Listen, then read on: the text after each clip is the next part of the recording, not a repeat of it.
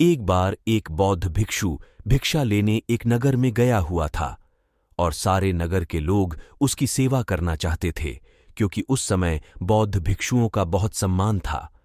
इसलिए जिसे भी पता चला दौड़ा दौड़ा उस भिक्षु के पास पहुंचा। उन्हीं में से एक वेश्या भी थी, जिसने उस भिक्षु के बारे में सुना तो उसे देखने चली गई, और जैसे ही उसने उस भिक्षु को देखा वह देखती ही रह गई। उसने उस भिक्षु के पैर पकड़ लिए और कहा कि मैं एक वेश्या हूं और कोई भला आदमी मेरे द्वार तक नहीं आता, इसीलिए मैं ये चाहती हूं कि आप मेरे अतिथि बनकर मेरे साथ चलें, ताकि कुछ दिन मैं भी आपकी सेवा कर लूं। असल में वो वेश्या उस भिक्षु पर आसक्त थी।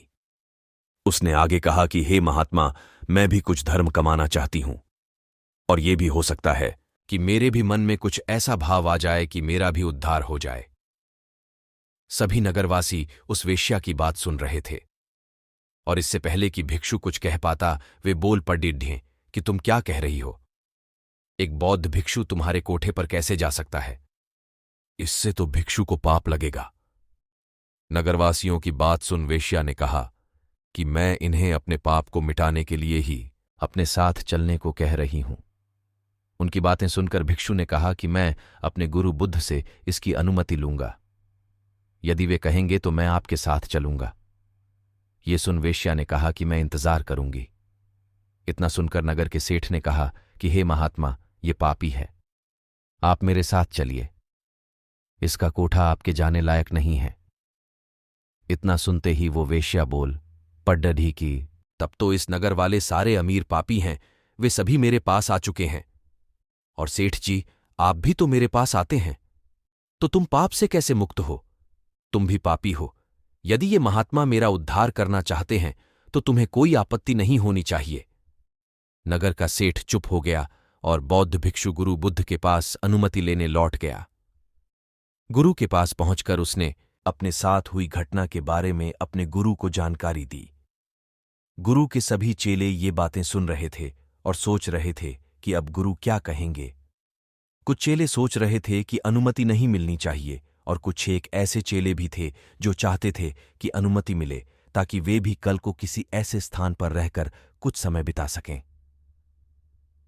गुरु ने सब कुछ सुनकर कहा कि जाओ और उस औरत का भला करो। आज्ञा पाकर भिक्षु लौट गया, और कुछ महीने बाद उसी औरत वेश्या के साथ लौट आया। उसे औरत के साथ आया देख सभी चेले आपस में कहने लगे कि देखा संगत का असर। आखिरकार इस औरत ने अपना जादू चला ही डाला, और अच्छे भले भिक्षु को सांसारिक जीवन जीने वाला बनाकर अब शायद विवाह की अनुमति लेने आई है। लेकिन गुरु को पता था अपने चेले का, इसलिए गुरु उन्हें आता देख मुस्कुरा रहे थे। भिक्षु ने अपने गुरु के पैर पकड़े और कहा कि हे गुरुजी, मैंने इस औरत का उद्धार कर दिया है। अब ये एकदम शुद्ध आत्मा बन चुकी है, अतः इसे भी अपना शिष्य स्वीकार करें। ये सब सुनकर सभी भिक्षु आश्चर्य में पड़ गए कि ये कैसे हुआ। चरित्र तो हमेशा बुरे के साथ रहकर अच्छे का खराब होता है। हमें बचपन में यही सिखाया जाता है कि बुरे के साथ रहकर तुम भी बुरे बन जाओगे। तब गुरु ने कहा कि देखो इस भिक्षु को, जिसने मेरी आशा के अनुरूप कार्य किया। इस औरत के चरित्र को अपने चरित्र जैसा बना दिया, न कि खुद को बदलने दिया। ये ठीक उसी प्रकार है जैसे कमल कीचड़ में रहकर भी कीचड़ जैसा नहीं होता। इसलिए मैं इस कहानी के माध्यम से ये कहना चाहूंगा कि आपके अंदर यदि बुरे विचार आते हैं तो अपनी संगत बदल डालिए। अच्छे लोगों के साथ ही आप अपने आप को ढालने की कोशिश करें। जैसे आप बुरे विचारों का स्वागत करते हैं, वैसे ही अच्छे विचारों को भी अंदर आने दें, उनका विरोध न करें।